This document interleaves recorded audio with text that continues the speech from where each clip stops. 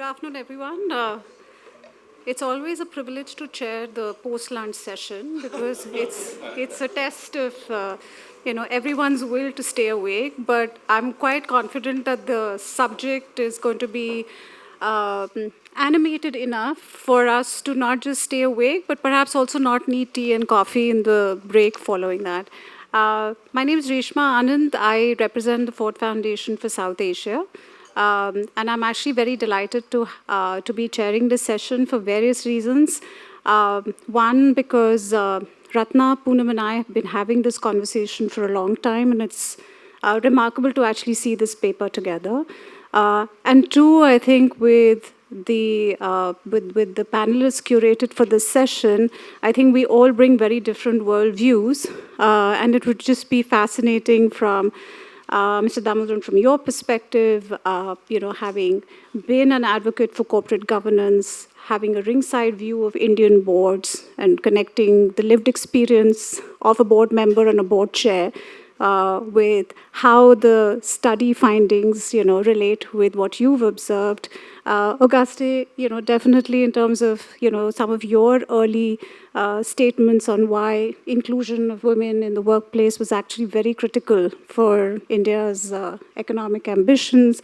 And Professor Kapoor, I think just in terms of, I guess, the principles of inclusion and the resistance to inclusion perhaps are universal. And so, what are your insights as we start the session off? I think just going back to a little bit of the history of how this conversation then evolved into a paper, I think we often get this question, where is the evidence, particularly when we raise issues around, representation of women in leadership positions. And I really admired Ratna's spunk, and she said, okay, let me just go out and do it. And I think that what's interesting about this paper is that it actually takes the act, the mandate under the Companies Act as 2013, as what she calls an exogenous variable, and then studies what companies did as a result of it. But that's not the only interesting part. I think the fact that leadership and representation in management is an intersection that she also brings to life, I think also raises more questions than perhaps it answers. And I think what was also fascinating is that the research methodologies have been fairly, innovative in terms of trying to also measure the intangibles. So how do you actually, build an attribution with employee sentiment if you have better, more inclusive representation in organizations? So without much ado, we'll start with Ratna's presentation, following which our panelists will join the conversation, and then we leave the last half an hour for an open session and Q&As. Over to you, Ratna. Thank you, Reshma. That was a very kind introduction. The challenge for me is not just, keeping people awake after lunch, but also to get a lot of people who don't work in this area excited about the topic. And so I want to thank Poonam very much and her team for having our paper accepted for this conference. But before I go into the paper itself, I just want to say, that I want to highlight the general motivation, at least where I come from, of the broader topic on gender that I embarked on while I was at the IMF. And all of you might wonder, what does the IMF have to do? It's a macro place with gender. And, the answer is actually quite simple. And the answer is mainstreaming gender or integrating gender into the macro is important for simply one reason. From the way, institutions like the IMF saw it, it is because we think it's macro-critical. What do we mean by macro-critical? It simply means that the economic empowerment of women, it benefits everybody. It doesn't just benefit women. And there are papers that I've written, many I have co-authored, which show that it leads to higher economic growth, it leads to lower inequality, and Interestingly, when women are in leadership positions, it leads to greater financial stability. And we do a little bit of that here also. Okay, so this is the outline. I'm going to go into the specifics motivation. I'm going to present you some stylized facts. I'm going to look at women in boards and relate that to firm performance. This is all about India. Then looking also at women in leadership and firm culture. This was the pretty tough part, and you'll see why it was tough. And then, of course, I'll get to the takeaways and policy implication. So we had basically three goals. One was we had a really beautiful, as Reshma put it, an exogenous shock that happened, which is fantastic for econometrics because you don't have to worry about endogeneity. So we had this Companies Act in 2013 where firms, listed firms, were mandated to appoint at least one woman on boards. It actually came into effect by April 2015. Some time lag was given to them. And so we have enough time to look at the effectiveness. A second issue, and this comes from my macro background, I wanted to see if there's a business case for hiring more women at the top. Okay, I mean, there's a good reason why you should empower women. There is value in its own sake, but let's see if there's also a business case. And you know what we found is that past studies mainly run into this endogeneity problem. So you can come up with associations, but not causation. And so we've attempted to make it causal. And also, past studies have shown mixed results on whether if you have the presence of more women leaders, does it lead to better financial performance of firms. So we are adding to this literature. We use a much larger, more diverse data sets than used previously. Why is that important? It's important because the more representative it is, then the policy implications are more credible. And the third one was really to explore if there's a relationship between women in leadership and firm level outcomes. But also, we wanted to see if the culture in the firms is better. And this aspect about the culture, there's barely any literature, let alone in India, abroad, to very, very few papers. So how have we contributed? So one is just the data set, as I mentioned. Second, I also talked about trying to establish a causal relationship between presence of women in boards and financial performance. A third one is we try and combine personal level data with specific financial indicators, and we also actually web scrape the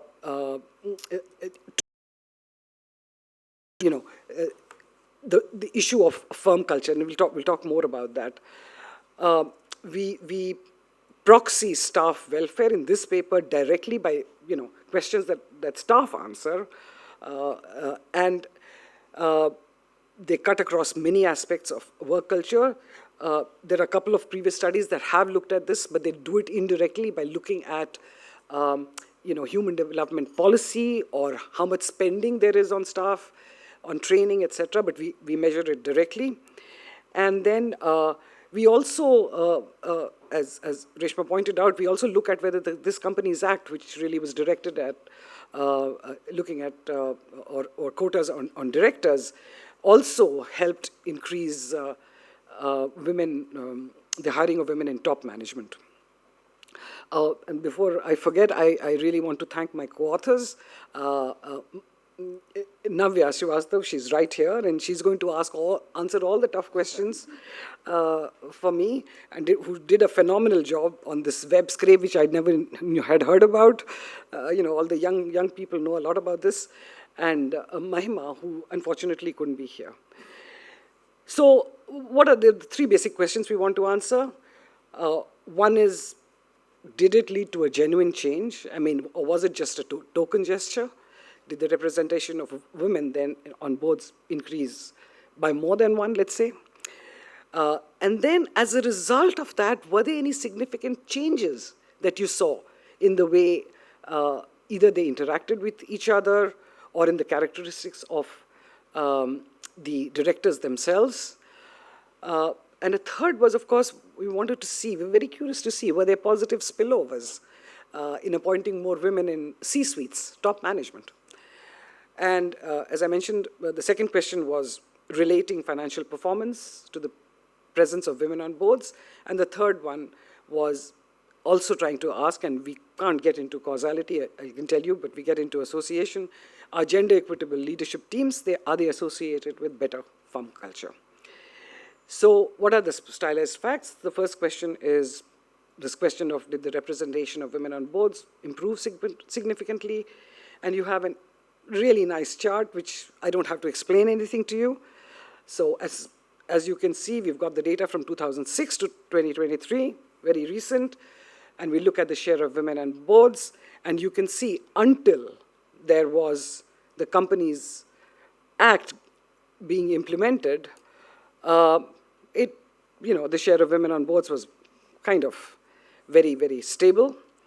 And suddenly, because there were penalties involved too, you see a huge jump, and it really triples from 5.1% in 2014 to 15.7%. It more than triples. And this was very, very interesting for us, because it said that it wasn't just a token gesture, at least. We talk about the explanation, but I mean, let me give you a couple of speculation and hypotheses. I mean, we think it's because the firms had a good experience of hiring more women on boards, and that may have influence. I think there was another factor, which the current government for a while has been pushing this idea of women-led development, women's economic empowerment, and that signaling effect is really important. What we have seen, at least I've seen at the IMF from cross-country work. Now, when you look at women in top management positions, you don't see that same jump. It does steadily increase, but not quite. But we look at this a little closer. What else do we find? So when you break down this data, and if you could focus on the left-hand side of the panels, we were wondering whether the younger firms, maybe the ones established after liberalization, were they more modern and hiring more women compared to the older firms? This was just curiosity, and the answer was yes when you look at the top left panel. So those established after 1991 actually did much better than the older firms with older culture, I guess. But when you look at the share of women in top management of those new and old firms, again, you see a huge difference between the new firms and the old firms. Now, we don't do too much with this data in terms of deeper econometric analysis, but there's something there which should be explored, But to me, as an Indian, it's kind of obvious. It's got something to do with culture. But anyway, now let's focus on the right-hand side. So we said, is the behavior different in small cap firms, mid cap, and large cap? These are all listed firms. And interestingly, we find that the small cap firms actually were, doing much better than the mid and large cap, at least in terms of the numbers. And that holds both for the share of women on boards as well as shares of women in top management. In fact, if you look at share of women in top management in mid cap and large cap, I mean, it's really disappointing because you barely see any change in those firms. And the three bars relate to, we just took 3 years, 2012, 15, and 2023, just to give you an idea of how it's evolved. So that part was very disappointing. And then we said, why don't we look at the top 10 firms by market cap, okay? They are supposed to be the industry leaders. Are they doing something, showing the way? And the answer was no, barring 2, Infosys and ICICI Bank. The rest of them, their averages was lower than the rest of the firms in the whole sample. And this was kind of very disappointing. I don't have time to go into the detail. It's there in the paper, but I also wanted to say that they don't do very well when it comes to women in top management positions also. So this is really a, calling out to the top industry leaders. I think they should follow the ones who are smaller than you. Second question, were there any big differences in directors' characteristics? And there, what we found is after the enactment of the mandate, interestingly, we found that two things. One, that women were younger, not just as compared to the men, but also compared to women who were there before the mandate. And we also found very interesting that the education levels of women are much higher than those of men. And that happened even before the mandate, somewhere around 2012. So it raises questions. Why was that? Are there biases? Is there a supply problem? I'm just raising issues. Then the other thing that we looked at is what happens, many countries allow people to serve on many boards. And what was really interesting is we found that women were being more stretched in the sense they were serving on many more boards than men. And actually for men, it actually declined after the mandate. And then when you looked at the share of meetings attended, which was also very interesting, is the women started to attend many more meetings. It increased for both, but women really started to attend more meetings, and we wonder if it was because they had more women with them, and then maybe the men who saw women attend more meetings became a little more conscientious. I don't know. I'm just raising an issue. So let's look at, were there any positive spillovers to appointing more women in management positions? Now, if you look at this chart, this is a chart which shows you the share of women in senior and middle management positions. India is on the extreme left, 17%. And the rest of them are either for the world or group averages. And it's really disappointing that, even though if you look at the share in India, it has risen quite a bit compared to the past, but it's still extremely low in terms of when you compare to the rest of the world. And interestingly, I want you to focus on sub-Saharan Africa and Latin America, which is even higher than the advanced economies. So they are really doing well. There's something good that's happening in that part of the world. And then when you look at the question of, is there any evidence of a positive spillover to management positions? And here, we look at 3 years, 2012, 15, 2023, just focusing on top management, it is shocking that in almost 60% of the firms, there are no women in top management today, okay? When you look at the board of directors, impressive. There are at least almost 80% of the firms have more than one woman on the boards. So it's a pretty contrasting scenario here. Let's look at this question of whether the presence of women on boards improve financial performance.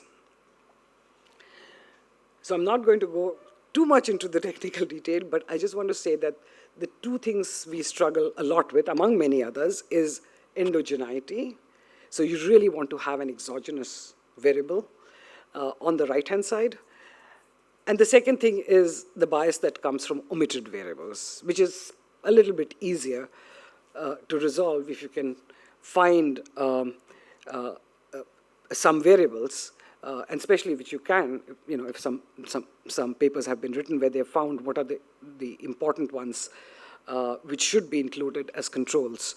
So this model really is, all it says is YIT is the outcome for firm I at time t, okay, and we measure three financial indicators. But one is profits after taxes, obviously in constant prices, and then we look at also the debt equity ratio and one other. I'll come to that later, and then the controls that we use are the size, small, medium, or large cap. Previous literature has shown that whether a company is traded in that particular year matters, so we include that. Gamma I is firm-specific factors. Theta T is, there could be time, different things happening at different points in time that can affect the outcome, so we control for that too. And now just focusing on the dummy variable, DIT. Basically, intuitively, let me tell you what that dummy does. That dummy asks the question,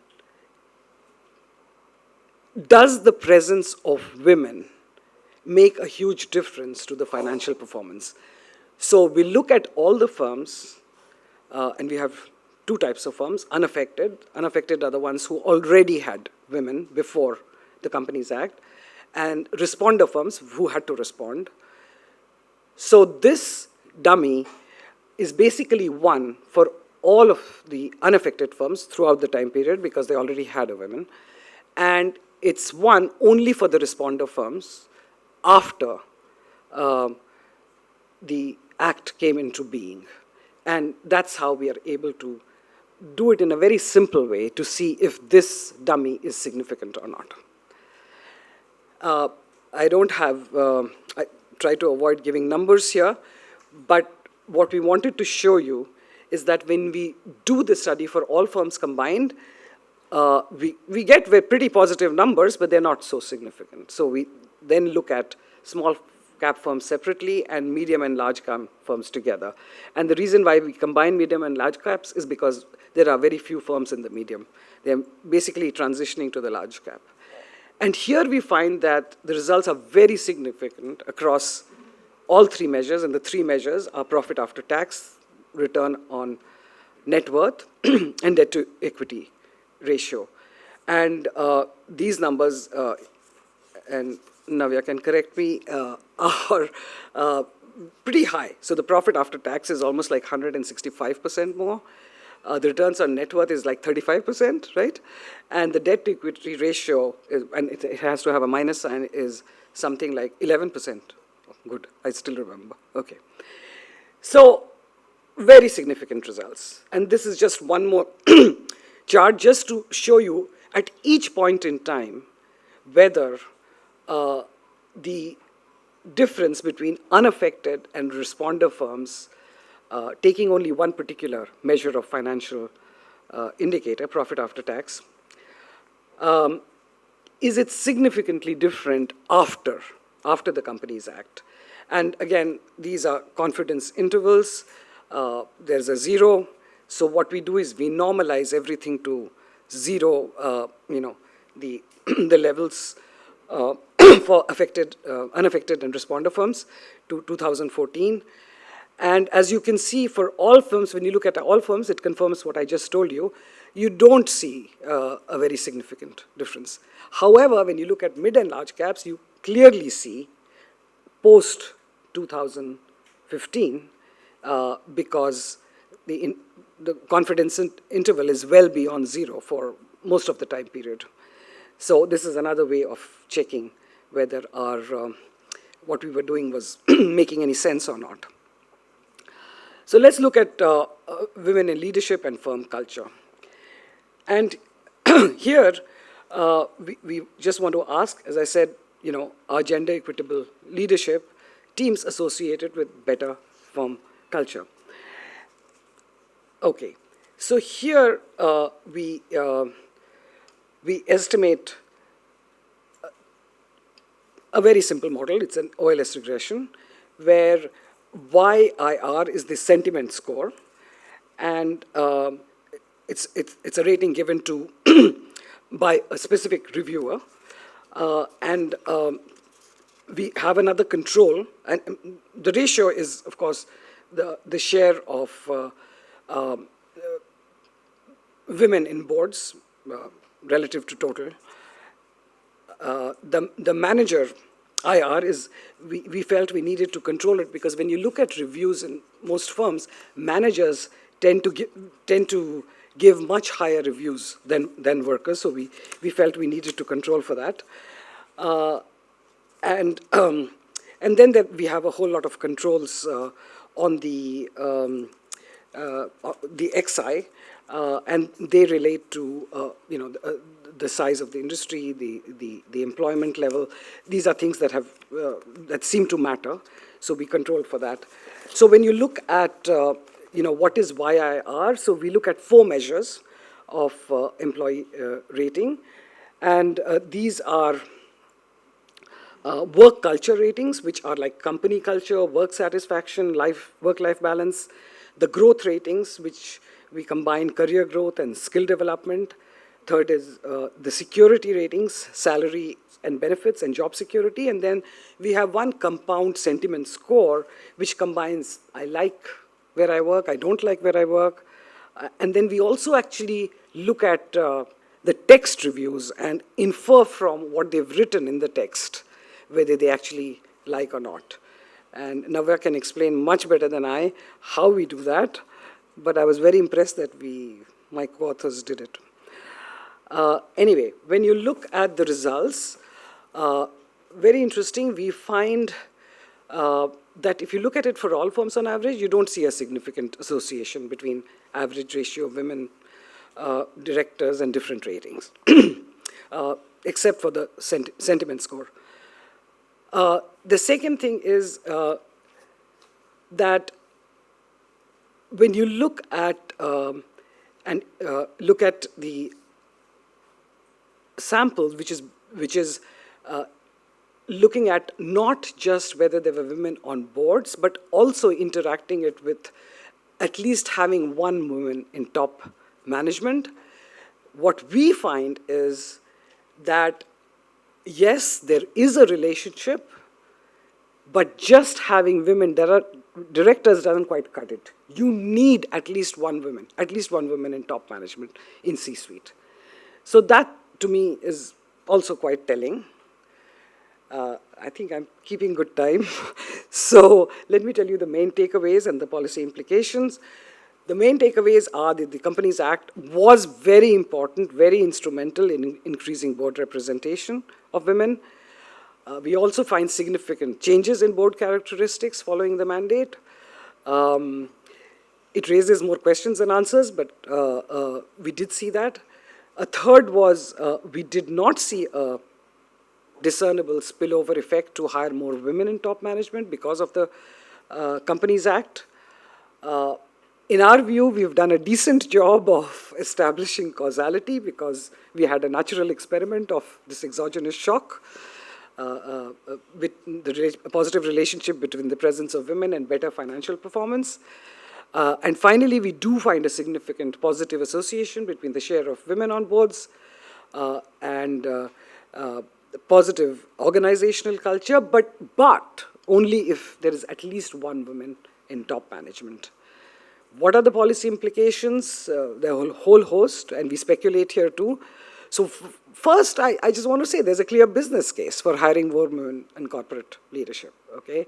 Now, let me tell you, I get it very bad from the feminists because they say, why are you emphasizing the business case? Why don't you just say it's the human rights perspective? I said, you do that, I'll do this.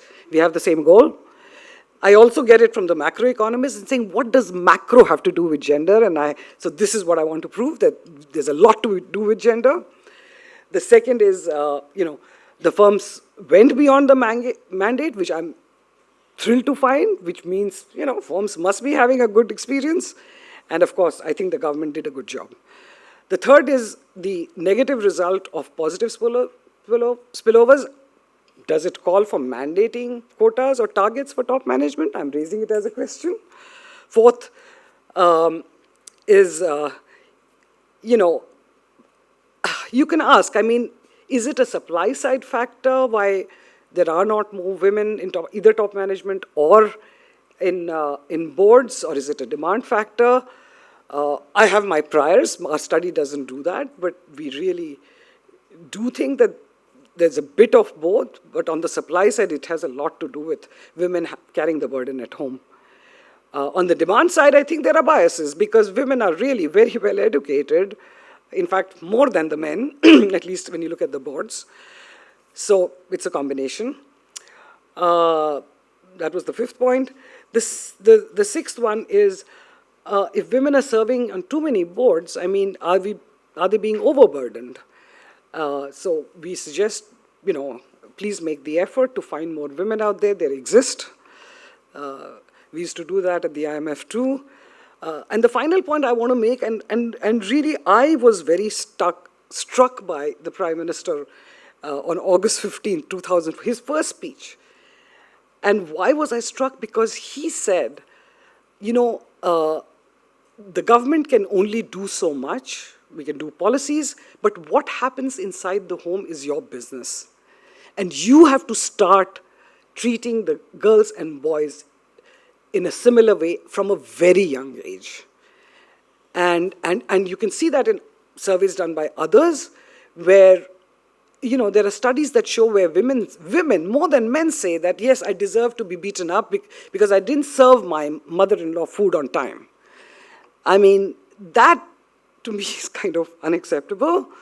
So there is something to be said about improving the culture at home. So let me just stop there. I did it before. Thank you.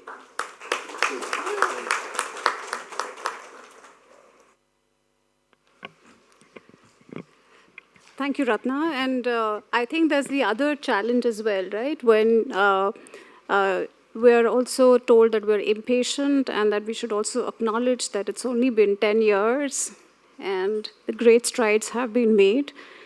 And, maybe this is also something to acknowledge that the needle has moved. And maybe a paper like this will raise more questions than it definitively answers, questions.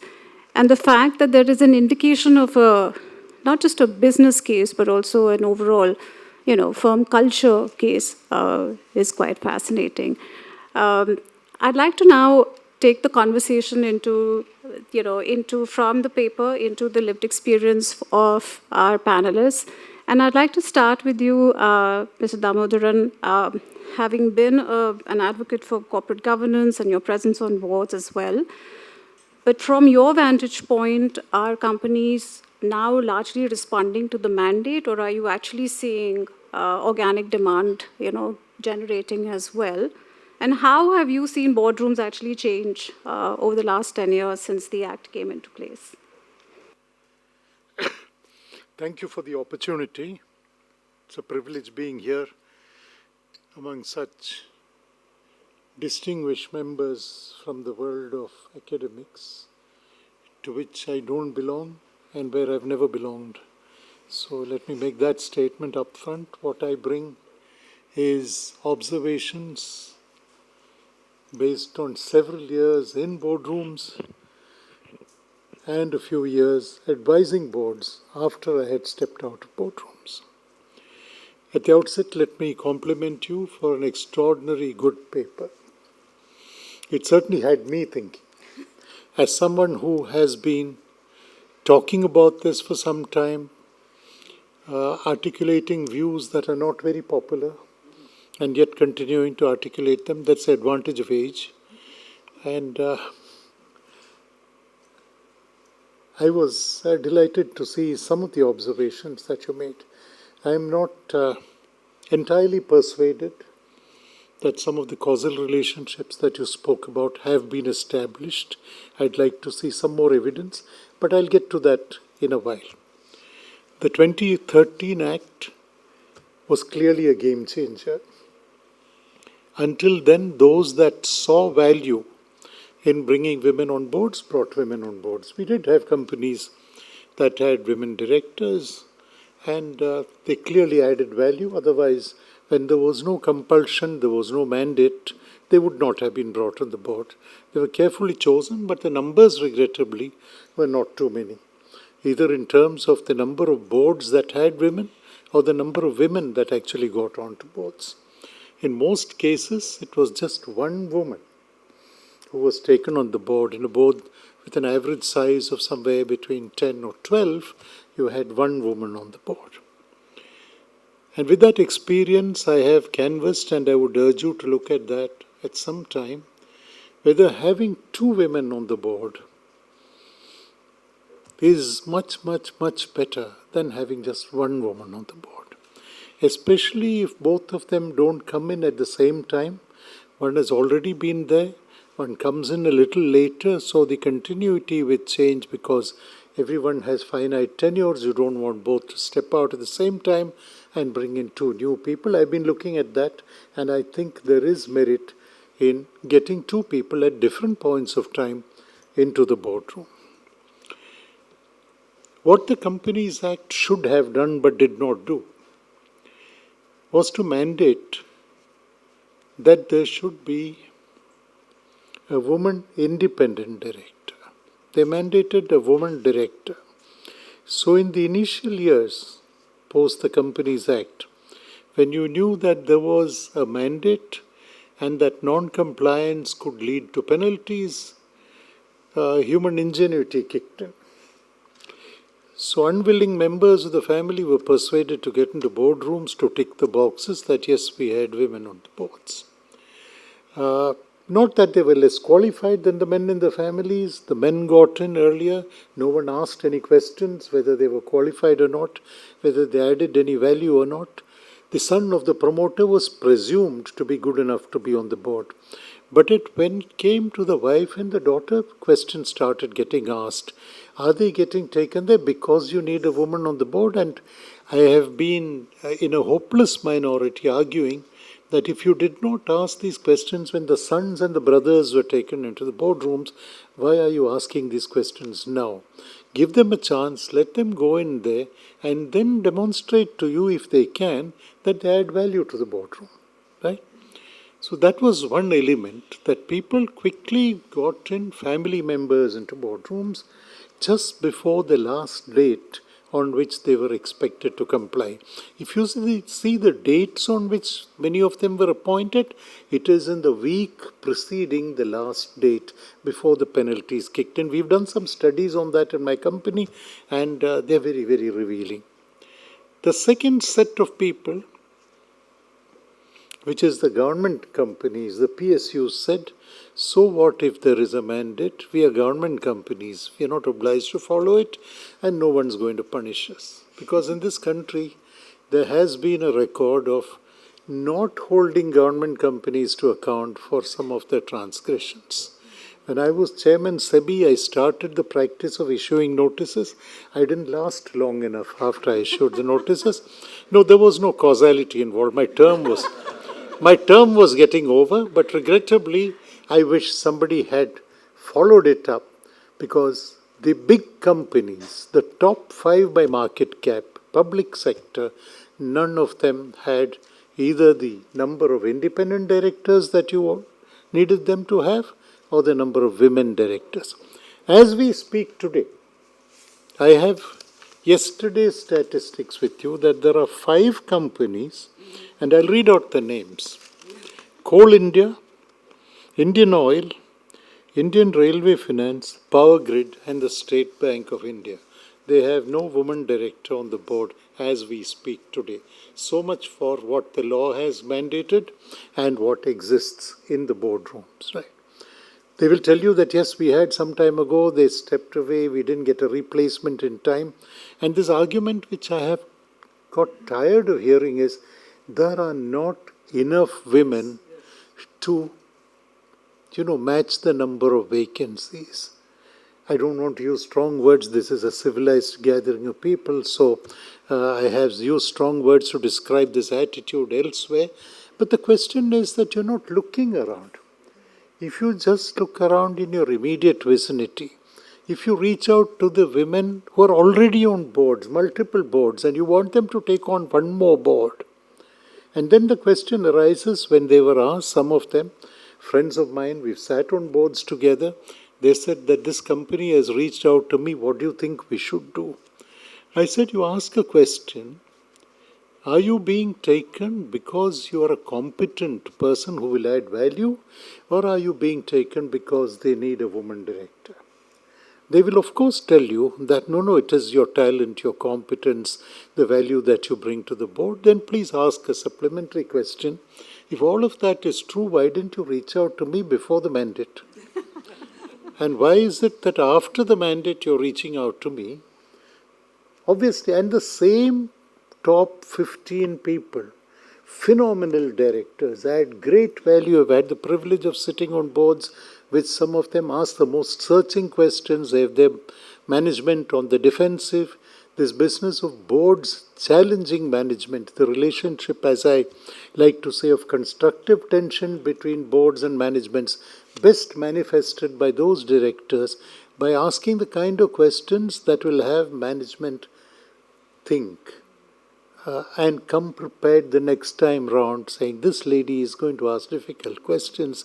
We might as well think through the answers before we get into the boardroom. There are that kind of directors. There are some who are coming in, doing very well, adding value again, I've seen some, and coming from domains completely unconnected with the domain of the company on whose boards they are. And they hit the ground running because sector neutral values are something they bring to the board. They don't have to tell you how to manufacture something that the company is doing, but they will certainly ask the basic questions to see whether there is a value system that informs the process that the company follows. And that is something I find of great value. I am not entirely convinced that having women on board translates to better financial performance. I'd like to see some more evidence of that. The reason I'm saying this is that when you look at companies, and I saw some of the numbers that you put up there, the names of the companies, and I went through the report, there are companies. Clearly you have enough evidence that you've marshaled to support your conclusion that yes, their presence adds value. But is it that which adds value? Are there other factors? Is this just one contributing factor? I'd like to dig a little deeper into that and arrive at some conclusions. The related question is, what happens when an all-male board has a woman director getting into the board? And I've seen that happen too. I spoke about this in a conference where 95% of the audience were women, some 3 years ago. And I made this point that what happens is the boardroom dynamics changes. What happens is that people that slouched in very comfortable boardroom chairs sat up. That people did not want to see themselves as unprepared during discussions. There was a lot more preparation that went in because there was a new member from another gender who might judge you, and I'm being absolutely candid, for the kind of incompetent director that you are. And you didn't want that to happen. Among friends that you had on the board with you, people that you might have gone to school and college with or played golf with, you didn't have a problem with their being judgmental. Anyway, they were judgmental outside the boardroom. So what if they're judgmental in the boardroom? But now you had a new kind of a challenge. And that certainly added to more serious conversations in the boardroom, more focused conversations in the boardroom, management personnel that appeared in boards having to actually, let's say, be far more prepared, far more careful in the responses, no offhand explanations, no trotting out excuses masquerading as explanations, none of that would wash in that kind of a situation. I saw that. And that persuaded me that you did need a second woman on every board. There are, luckily, and I have numbers here, that in the year 2023, there are 40 companies that had more than one woman independent director on the board. I don't have their financial performance yet. I'm not a betting man. If I was, I would have said that the results would certainly have been better because 2 women in the boardroom are certainly a force that management would have to deal with. On the question whether culture is impacted, yes, it is. Boardroom culture was always a prisoner of old boy relationships, old boy networks, old school tie. That, in some sense, has got addressed. So now you have discussions on, is this the right thing to do?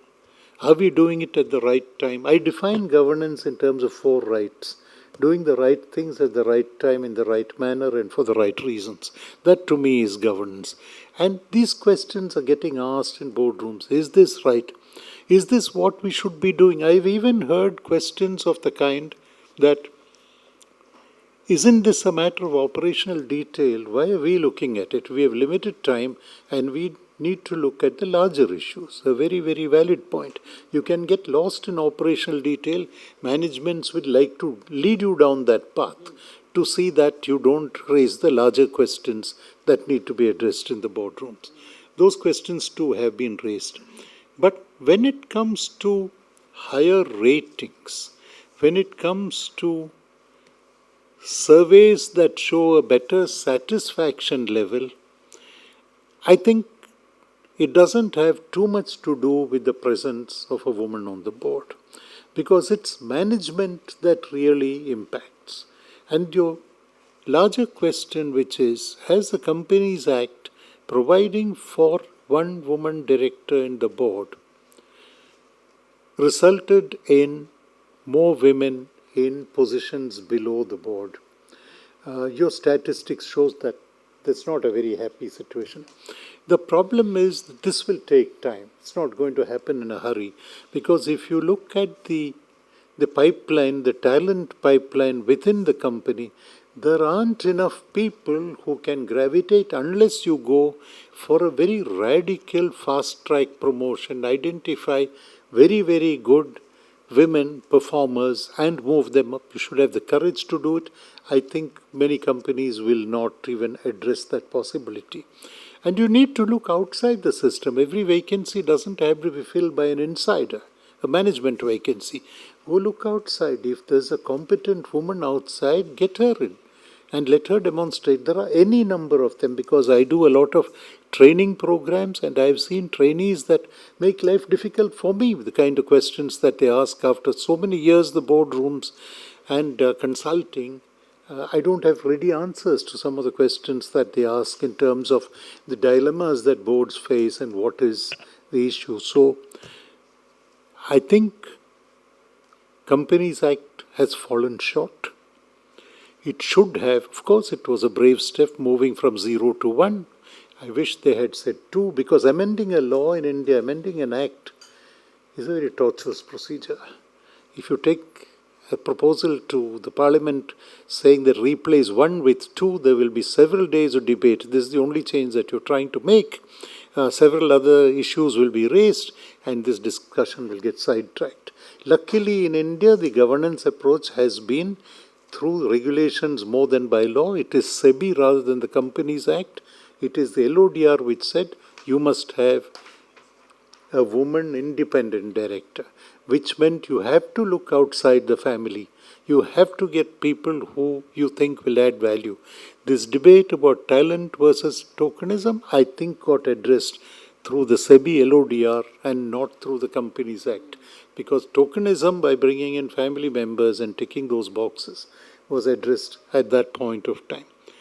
What is needed, and I will close with this, what is needed is that the Nomination and Remuneration Committee, which has a very critical role, needs to find women chairpersons. Women chairpersons who believe in the cause that women will add value and then persuade managements to look around, see whom you can get, widen the catchment area, and then bring in the people that you need to bring in. I'm an incorrigible optimist. I think we'll get there sooner rather than later.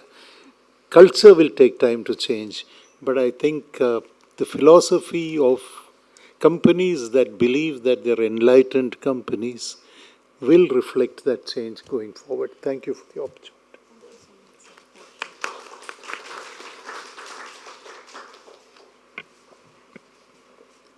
Thank you, Mr. Damodaran. I think and I'm glad that you brought this nuance in the conversation also around, how the quality of dynamics actually shift as boards become diverse. And I think, again, it's important to perhaps emphasize that. Otherwise, it also does tend to get trapped in the gender debate. And the fact that, there is room for more, and we have to perhaps stop hiding behind reasons that there aren't enough women to be situated on board. So it is actually fairly interesting to look at what kind of pathways exist even today without having to rush to change and amend laws. So thank you, sir. Thank you so much for that. Auguste, I'm going to move to you, a different vantage point for you as well. And I think the question was also from, having worked across regions at the bank as well, what has been your take in terms of even the recent gender strategy that the bank has announced? What kind of intersection do you see with representation and leadership of women, particularly, in positions of the board, and also to address this whole, management cliff that exists when it comes to women at the workplace? Thank you very much, Ratna, and thank you for the questions. If you allow me, I will go slightly above the question and talk a bit about gender in a broader context, but I'll try and answer the question. First, let me acknowledge the partnership that we have with NCAER, and many thanks to Poonam for associating the bank to this year's IPF. And I would like to acknowledge the presence of many World Bank colleagues here. Oops, moving too fast, including our Regional Vice President Martin, who has accepted to make the journey for this IPF, and we hope we'll maintain this partnership going forward. We also have our many colleagues from Washington. Shanta mentioned some of them. There won't be, Francesca is here, Shomik is here, I see Sulip here, many colleagues, and importantly, many former World Bank colleagues, as it was mentioned this morning, including the eminent presenters from this morning session. Congratulations really to the authors, Ratna and your colleagues, on this very, very well-researched paper. I think it's the first paper I've seen on how the 2013 Company Act has impacted things. I was saying earlier, what happens in the boardroom is not known to most of us, but this paper gives us an insight into what happens in those boardrooms. The challenge is to bring this out in the public so that people can see the difference that it makes, and that's one of the comments I'm going to make in a few minutes. You were trying, Ratna, perhaps too hard in proving that gender matters. I don't think we should actually try. It just matters, period. If I were to be a dictator, this is the only thing I would use my power to decide on. But just to follow in your footstep, and linking it to this morning presentations where we were talking about poverty, at the World Bank we have shown, several research have shown that income from labor is a more potent factor in reducing poverty than programs, social programs, than fiscal transfers. So it's a no-brainer that if a government wants to save money in the future and not having to use the fiscal tool all the time for poverty reduction, invest some time now in creating jobs for everyone, including for women. So that's a macro argument, I will think. And we also know that utilization of human capital is a source of growth. And in the case of India, we know that part of human capital is not fully utilized, especially the human capital embedded in women. We also know that society has invested quite a lot in this human capital.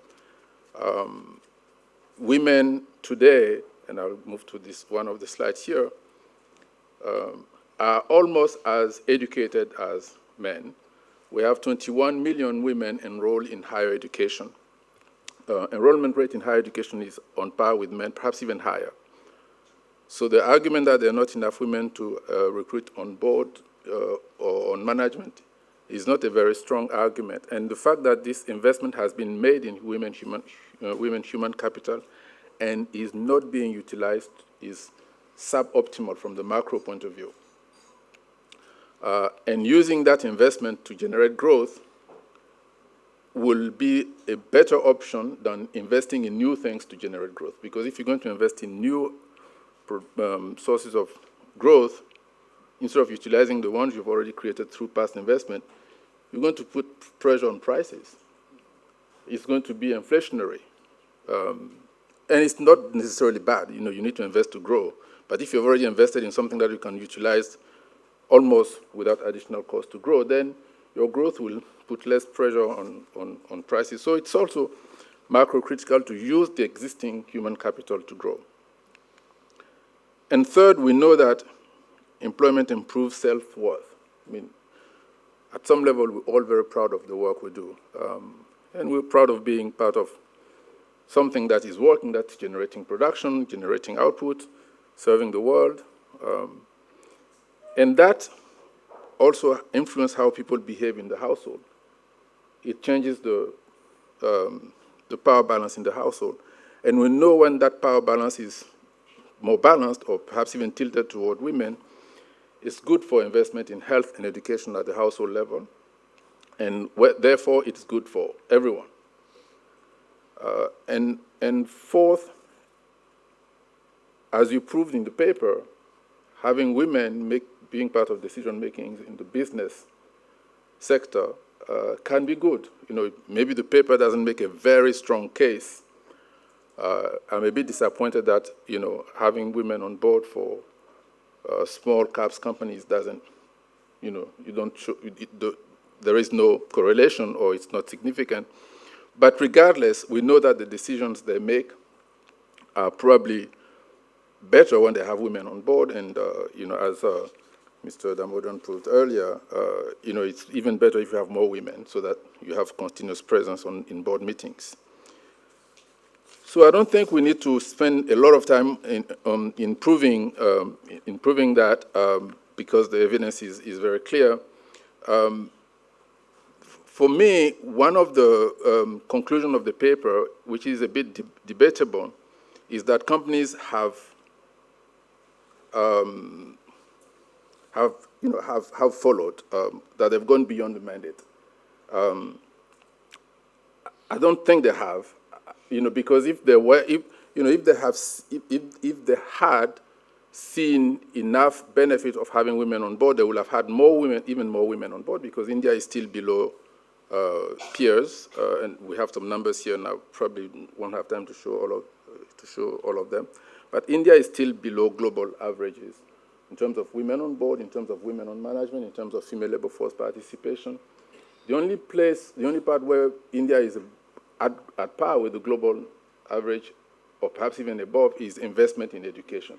And I think if we were to remember one thing in this session is that India has made the investment already in the education, but India is refusing to take advantage of that investment. And it's very, very, very hard for me to comprehend. But I think it's because we're not making enough good case. I also listened to the Prime Minister. I think in my case it was August 15, 2022. And he made the same point. And I was really thrilled. I mean, I think he's the best spokesperson on this issue. If you haven't listened to him on this issue, please try to. He's really, really, really very convincing.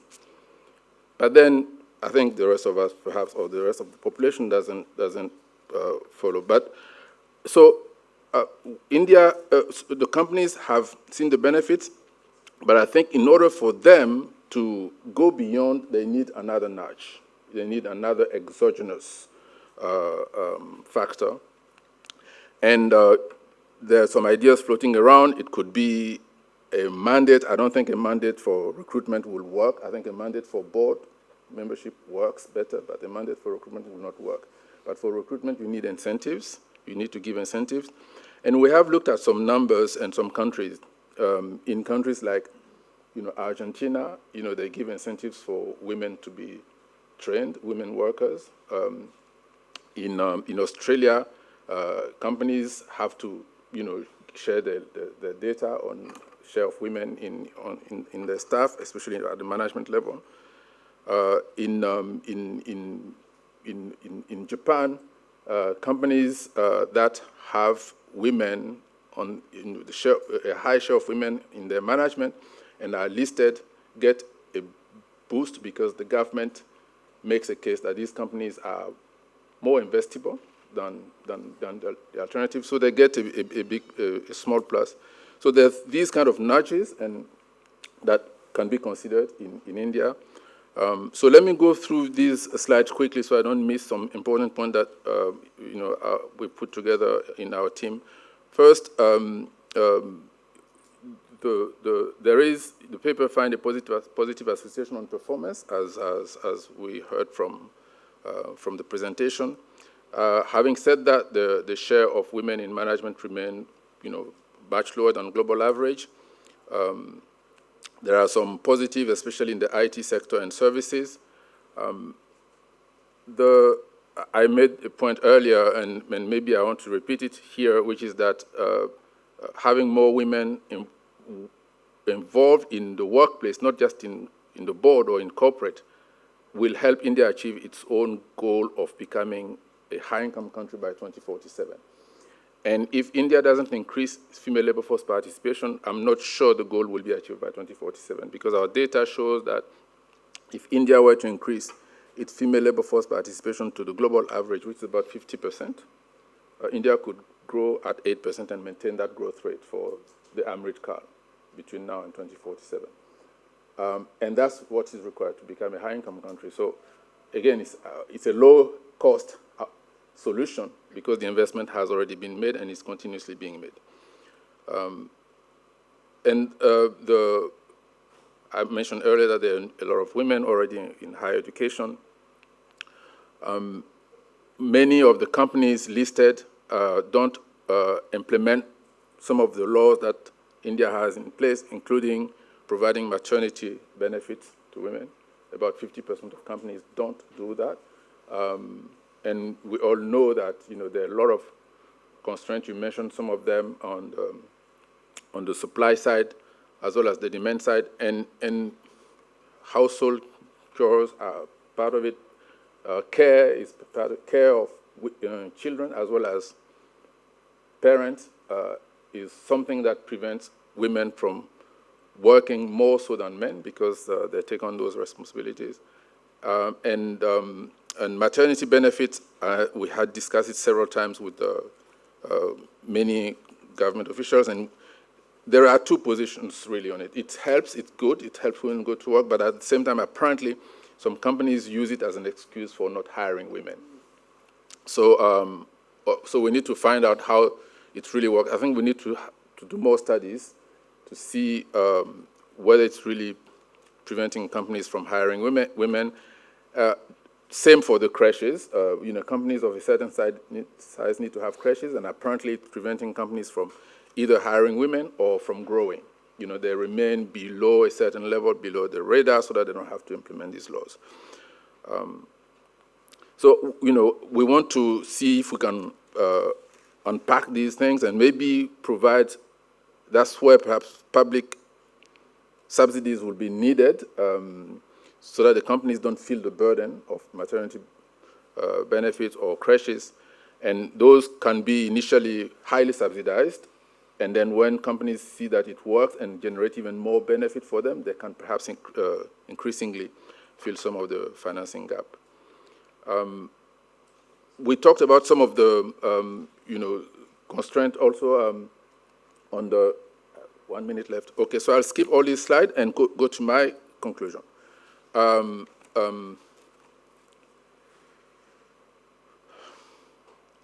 think I want to focus on the last two because they're more relevant for today's presentation. Everything is important, but for the sake of today's presentation, giving incentive to companies to recruit women is a lot more important, in my view, than forcing them to have women on the board. I think India has, the company as of 2013 was great. It shows that something can work, but it's not the most important thing. The fact that in your conclusion you show that the company's culture changes when women join the board, but only if there is at least one woman on management is very telling. It says that that's where the tire hits the road. It's what is visible. What happened in the boardroom is not visible to staff. It's not visible to society. It doesn't create role models. But on management, we see it, and we see the role model. Younger women see the, senior women being in management, so it gives them motivation. Women students see that, and it gives them an impetus to become, manager as well. Interestingly, last year, I don't know whether we all took note of that. Last year in the IAS exam or civil service exam, the 4 toppers were girls, women. The top best in the whole country were women. What's their role model? You want to show them more role model. You want them to see that, not only they're the best today, but they can also be the best tomorrow. So I think moving the conversation from outside the boardroom and putting it in management, and beyond that, having more women on staff. Because there is a squeeze. Our data show that the women in the middle are actually squeezed, and they're squeezed for various reasons. So at the entry level, there are a lot of constraints. Then when they manage to enter the labor market, at some point they're squeezed because of family constraint that we all impose on them. We all want families, we all want children. And then it put pressure on the women sometimes to drop from the labor market, not enough support, daycare, not enough support in maternity leave. We all should take responsibility for that. So society should pay for protecting them so they can come back to the labor market and then grow to the management level. So this middle part needs to be really paid attention to. And then finally, the final point is to incentivize companies to invest in and retain women. And beyond companies investing in retaining women, I think in a country like India, we need to kind of think about the network system or the training system. I don't know whether there are institutions that are training women to become board members. If they're not, I think it's a gap. If they are, I need to do my homework and learn about it. And I think, creating some network within board, if there are 2, it's great. But what that tells us is that women need to have more women also to network with. So maybe there public policy can come in and facilitate those. And finally,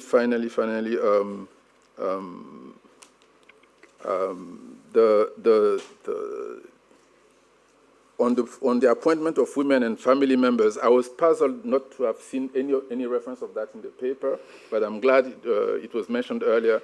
One colleague told me, don't believe too much in these numbers of women on board increasing, because most of them are daughters or nieces. And so I wanted to just mention that so that when you revise your paper, you can perhaps find out, whether these women were appointed competitively or whether it was just a token who were appointed just a day or 2 before the reporting time. Auguste, But thank I'm you very sure much. Ratna would respond. And like we said, it's going to raise more questions than answer. And I think what I'm also surprised with is how much people have to share and talk on the subject. So I don't think, Ratna, you have to worry about that at all.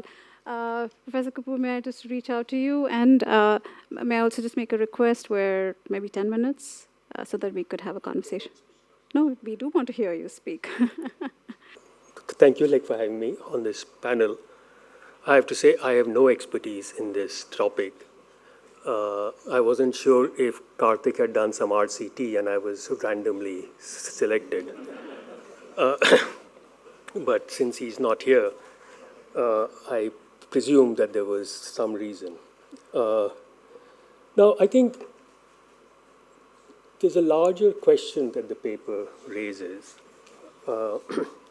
which is how do we think about inclusion in a society where there is manifest historical bias against a social group, right? And is mandated representation a way, and how good a way, to address this bias? Now, we know in politics, in the 73rd, 74th Amendment, we decided that we need mandated representation in politics, so 1/3 of all seats. And more recently, we've passed another constitutional amendment for the MLA and for Parliament.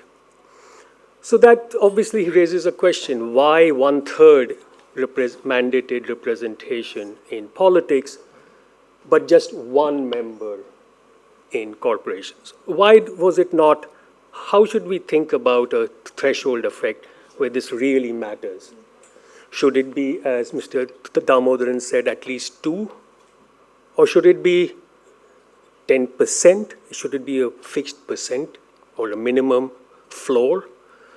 Should it be one-third, as we have in politics? And analytically, how should we think about what should be the floor if we do decide to go with mandated? Now, I think the paper really made me think. I wanted to believe in the findings of the paper. I have to confess I was not fully persuaded. And so let me try and take you through. So, I think most of these goals of the paper have been laid out. We all know of this massive gender bias in India, and even more so in senior management and sort of leadership. And so this particular sort of act was passed for this mandated representation. I won't go over the empirics of the paper. Now, some of the key findings Ratna has already sort of presented, but broadly, right, she shows all sorts of pretty good things that have happened. I think the outcomes, I interpreted them as not to be as strong as your presentation, but that's, probably shows how little I sort of understand this. Now, here's something which just came out last week. Now, if women directors are providing so much gains, why is the salary gap with male directors widening, right? If something is giving you real value in a firm, right, and your paper is showing is giving you, then I should be actually, there should be a premium. But here we are saying not only is there a discount, but the discount is actually widening. Now that's the data like for the Nifty 500. This is for companies outside the Nifty 500. And between, in the last decade, from 2012 to now, actually the rate of increase in female directors is negative. The males are doing pretty well, thank you, right? So again, I wasn't sure how to understand that if something is providing so much value, why should we see that being valued in the firm so much less? Now, one thing might be said to say, look, is a decline because rather than despite the increase in the number. And the reason is that, at least from the limited that I've been able to read, that women directors are more likely to be professionals and male directors are more promoters. And in all firms, the promoter directors receive significantly higher pay than the professional directors. And the promoters self-deal. So, they give themselves much higher awards in comparison to professional directors. Which made me think that, much of how you divide your sample is between small, medium, and large. But it might be worth thinking of looking at the sample between where you have promoter-driven firms versus non-promoter. So what we call family-owned businesses versus non-family-owned. Is there a difference in the way they select the directors and how the directors are sort of rewarded? And so, which leads me to this, does the type of directorship matter, right? So you have nominees, you have non-independent, non-executive, you have executive directors, independent directors, as Mr. Damodaran was referring. And I think, I'm not sure if your sample size, it just may be large enough, so I don't know if you will be able to get robust enough results.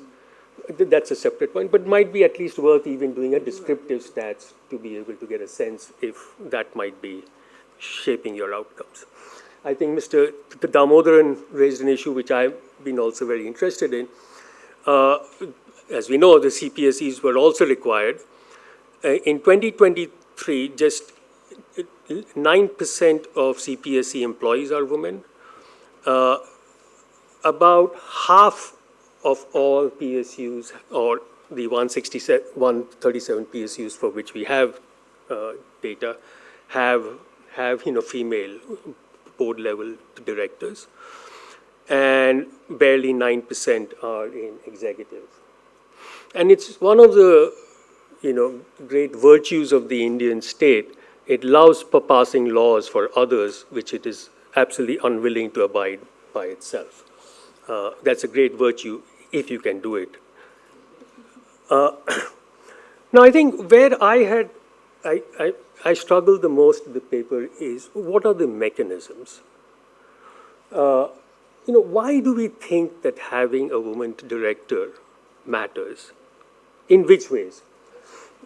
I, like Mr. Damar, was skeptical that it changes corporate culture. Management I can see. But I mean, I've been at universities, many of us have, I have no idea who's on the board of trustees of Johns Hopkins, or when I was at Harvard, who ran Harvard Corporation. The deans mattered, the president mattered. Well, the president didn't think they mattered, but it's a university. So, but certainly it's hard to say unless you can say, well, the board selects the management and therefore it matters to that. But but the culture of a corporation, I want you to try and persuade us why having a female director, how it actually shapes culture. You're giving an outcome, but what is the mechanism by which that happens? Now, for instance, the other sort of result I want to show you is that after this mandate, the number of female senior and middle management roles has actually declined. So I would expect if the corporate culture is improving, you have a female executive on the board. As a result, there are more women managers, and as a result, the corporate culture begins to change. I mean, that's a mechanism I can understand. But I'm seeing a decline. So again, I wasn't quite sure how this is working. Now here, one of India's most well-known corporate lawyers, she's on the board of many companies, she had this argument, this quote, which is saying that women are just better negotiators, that they have much better EQ and they achieve, better outcomes in less confrontational ways. Now that's a mechanism. I don't know how you can test it empirically, but that's a mechanism. And that's what I'd like to see more sort of in the paper. Now, you have a thing that newly appointed women directors were younger and more educated. I really don't buy the education argument. It was 0.2 years. And I think one of the biggest mistakes we make is we use this variable years of schooling all the time. It's a junk variable. It's a completely junk variable because someone who's done an undergrad at MIT versus a PhD in Patna University, I mean, let's face it, years of schooling is so much more, but not your PhD. So, I mean, years of schooling is just a very, very weak variable like to use. Now, age, you say that they're younger. Now, is it the case they're younger, therefore they have a better sense of markets, of tastes or change? So I want you to take us through how that might matter, as opposed to that it sort of matters. Do they take their jobs more seriously? But the attendance rates are not higher than males. They have increased, but they're not higher. Why not? If they were really making a difference, I would expect them to show up more, not less. Thank you.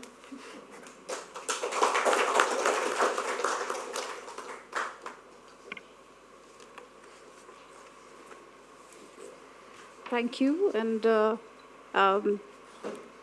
I think what we would like to do is to, because there's a lot to say on this issue, and we do have a hard stop, but maybe we could have invite 2 questions from the audience, and then we could move towards wrapping it up.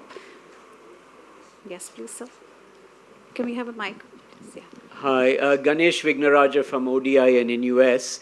I really enjoyed the presentation, and congratulations for using micro-level data with old-fashioned econometrics. I think it tells a lot as opposed to doing a lot.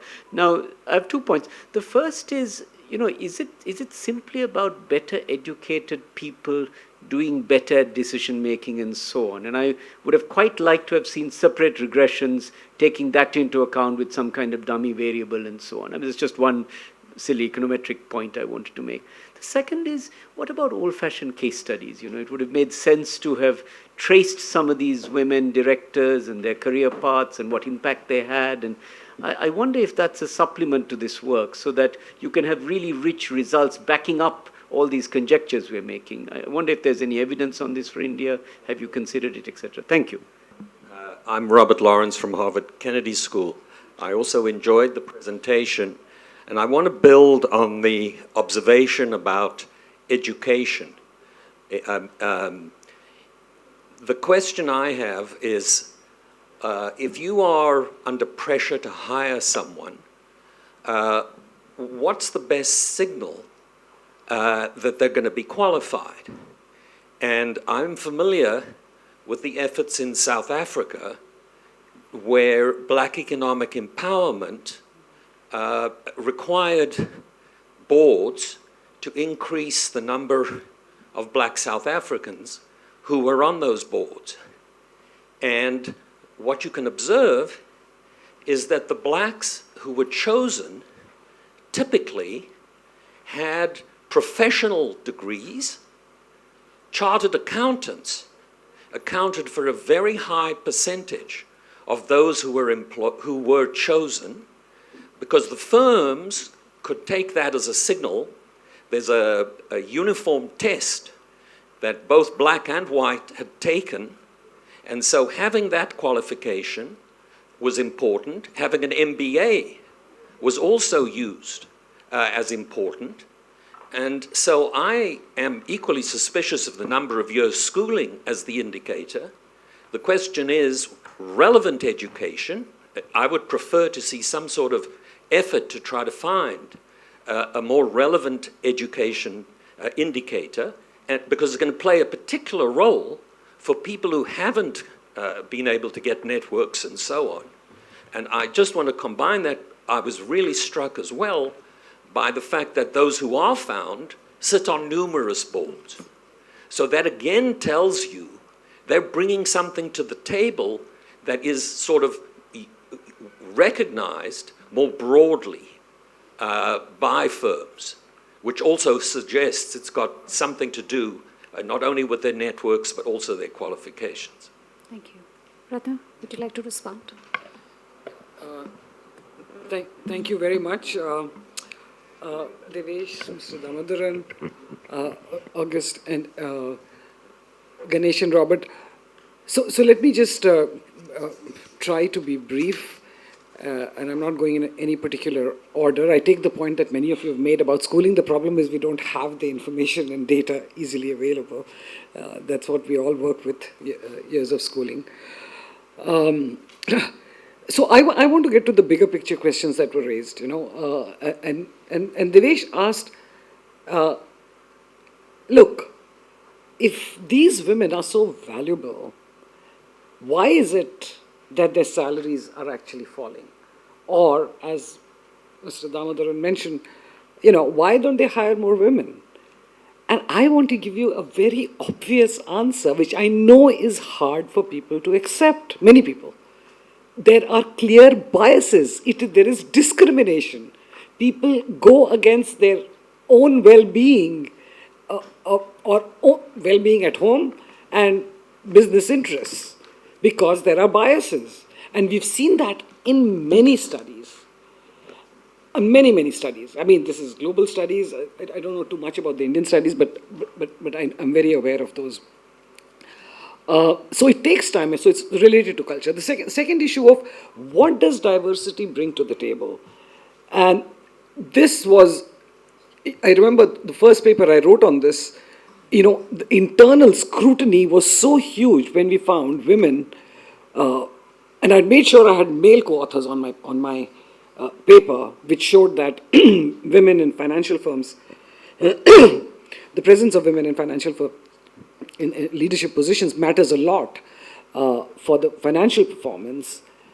And one of my male co-authors said, I won't sign off on this. I said, what do you mean? I mean, you've done the work with us. He said, no, how will I face my male colleagues? I said, I am not saying that women are superior. What I am saying, and what we are saying collectively, is that when you start from zero and you bring one or two women, you bring diversity of thought. And scientifically, women are supposed to be more risk averse. They are, just genetically, than men. Men take more risks. That's a scientific fact. So for a company to do well, you need both. You need risk takers and risk averse people. And that combination plays out extremely well when you have diversity on the board. So that's another explanation. Augustine, on your question of whether you're convinced quotas are good or not, let me just give you the example of the World Bank and the IMF.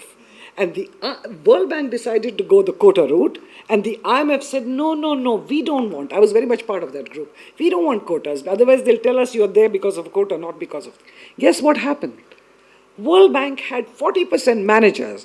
IMF, after 20 years, had 10% managers. And finally came Kristalina and said, what the heck is this? I'm coming from the World Bank and I see this. I'm just going to appoint more women. So I think there is some merit to the quota, but not to go to too much extreme. I don't know what the optimal level is. So for example, in EU now has mandated 40% as a share of women on as directors of boards. There are studies, I will confess, in the US and Norway, which show that this mandating 40% may be going too high, and in some cases the firm value has come down. So I think it's an empirical question what the optimal level is, but it's certainly not zero.